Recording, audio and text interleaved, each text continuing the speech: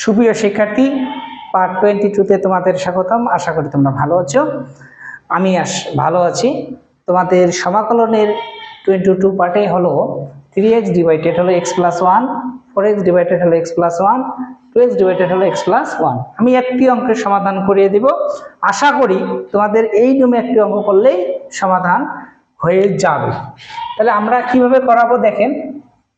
3x divided x plus 1, এইটাকে আমরা যদি মিলাই তাহলে প্লাস 3 দিব মাইনাস 3 দিব।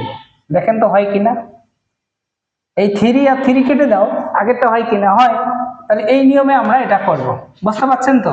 তাহলে 4x plus 4 minus 4 x plus 1, এখানে কি হবে 2x প্লাস 2 মাইনাস 2 ডিভাইডেড হলো x প্লাস 1 dx।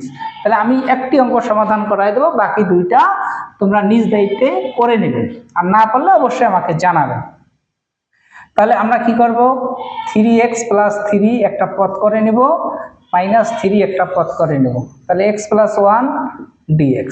তাহলে এখন আমরা কি করব, 3x প্লাস 3 একটা পদ বানাবো, তার নিচে হলো x প্লাস 1 dx, সমাকলন 3 দিব, ঠিক আছে, সমাকলন 3 দিব, ডিভাইডেড হলো x প্লাস 1 dx দিব। তাহলে আমরা এখানে 3 যদি কমন নেই তাহলে x প্লাস 1 বাই কত x প্লাস 1 প্লাস dx, তারপরে এই 3 এর সামনে নিব x প্লাস 1 dx লিখব। তাহলে এইটাগুলো কেটে দেই যদি, বাকি থাকে 3 dx, আর এখানে মাইনাস 3 থাকে 1 ডিভাইডেড হলো x প্লাস 1 dx। তাহলে এখানে কত হবে 3x minus 3 log x plus 1 ধ্রুবক হিসেবে c।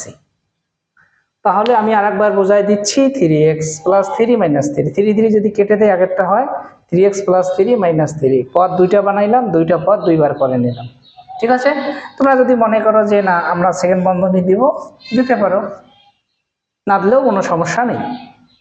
3x 3 কমন নিলাম, x প্লাস 1 ডিভাইডেড হলো x প্লাস 1 মাইনাস 3 এর সামনে নিয়েছি 1 ডিভাইডেড হলো x প্লাস 1, তাহলে 3 আর এখানে হলো মাইনাস 1 ডিভাইডেড x প্লাস 1, তাহলে 3x মাইনাস 3 লগ নিচের অংশ। ঠিক আছে, ভালো থাকবেন, বাকি দুটো অঙ্ক নিজেরাই করবেন। আর আমি ধারাবাহিকভাবে ক্লাসগুলো দিব, তোমরা ক্লাসগুলো দেখো এবং ভিডিওগুলো শেয়ার করো এবং পেজটি ফলো করো।